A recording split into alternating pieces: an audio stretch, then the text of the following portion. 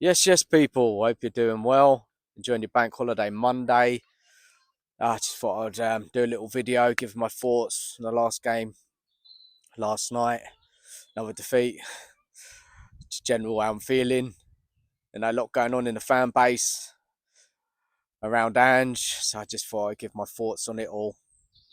Let's start off with that game yesterday. I only saw the first half because I went to the Lamex Stadium at Stevenage to watch a few bands play. Richard Ashcroft, the Zootons, and the Future Heads. Yeah, it's good night, good music, a couple of drinks, had some food. Yeah, really nice evening. And obviously, when I was there, I was obviously checking in on the result. Look at some of the reaction on um, WhatsApp groups, X, whatever. And look, 4-1 in the end, it was, second half. Brighton scored 3 goals. I got home, had a look at the highlights. Yeah, it's a really poor defending. I know it wasn't our strongest team. I know the players are tired and hungover from those celebrations. They weren't really on it. Brighton were motivated to finish eighth.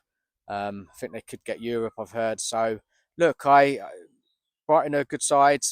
They've beaten us already this season at their ground on that comeback. And got many stars, but they've got a good system. It works. They know what they're doing.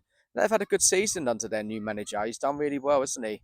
And they'll probably really want to push on next season.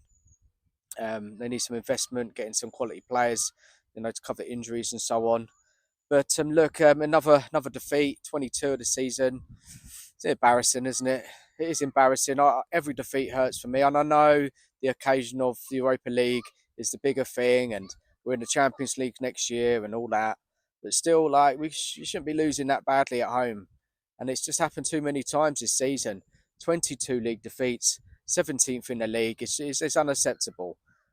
It really is. And look, it did annoy me. At that time when the result came out, it did get to me, and that's just how I feel. Like a lot of fans don't really care about it, or caught up in the celebrations of winning the Europa League, which is fine. Everybody is in a kind of whatever buzz they're in still.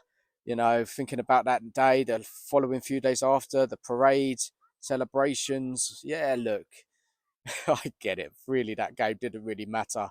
But, we're going to have to start talking about, what's going to happen this summer. And there's so many things undecided. Now, Levy's statement came out. I read it before the game. Didn't say Ange was staying, did he? Didn't say that he's going to, you know, back him into next season. So clearly there's something going on. Um, yeah, it didn't give a lot away in that statement, but it's just typical Levy, isn't it? And obviously after the game, I saw that he got booed. Obviously, all the fans celebrated the team. After that fantastic Europa League win, amazing achievement. In the fan base now, a lot of turning to Ange or want to give him a chance for the third season. Ange had that speech at the parade, won a lot of fans over. Talking about the third season's better than the second season. Look, he has got something to say because he did win Spurs a trophy, first time in 17 years. He's done what he said he would do. But look, if you take the emotion aside, you take the sentimental thoughts of, he's won us that trophy, so he should get another chance. You have to look back at the league performance, and that's where the kind of bread and butter is. That's where, this is for me anyway. I'm sure everybody have different views on it and outlooks on it, but for me, um, the league performance was unacceptable over the course of the season, and I don't see how he can keep the job. Levy, he's got to make the decision. I just think, we need the decision sooner rather than later, because fans are, obviously disagreeing with each other, debating. It's crazy, isn't it? This fan base, especially after a fantastic victory on Wednesday, winning that trophy, where it was just pure joy, euphoria. Oh, fantastic occasion. But then obviously fans' minds are shifting now to they want to keep Ange because they think he deserves a chance to start off the season. I just think we've just got to be sensible here. I mean, if Spurs really want to push on next season, they're going to be in the Champions League, which is a hell of a lot harder than Europa League. We've seen how Ange has struggled to manage the the squad in all these competitions this season. I can't see what's suddenly going to change. He's going to move away from his football with Ange ball. It's been abandoned to play defensive football in the Europa League, which has brought the success, which was great, fantastic. Why weren't we doing that more in the league? He surrendered the league in January, he said. And I just don't think we're a club. We should be doing well in the league and in cup competitions. Look, with injuries and stuff, I get it. There's going to be a drop off in the league, but not 17th place, not with the squad we got there. Ange could have done so much better, in my opinion. But look, I just don't know. I am really worried about next season if Ange is still in charge. I'm really worried about what the board are going to do come the summer. They're going to go and buy quality, top players, experienced players. That's what we need this summer. We need 3 or 4 top players to come into this side. Whatever happens, Ange's here or Ange's not. You know, a lot of improvement needs to be made. The club needs to decide who they want to move on. Um, what's going to happen with Paratici? Is he coming in? Yeah, I think it's just very frustrating from Spurs fans. Whatever opinion you have, if you want him to stay or want him to go, we all need a decision, so we all know what we're going to be getting behind come the start of next season. We don't want it to drag on too long. We want to relax over the summer, enjoy ourselves, and look forward to next season, which could be really exciting if the club make the right decisions, put certain things in place.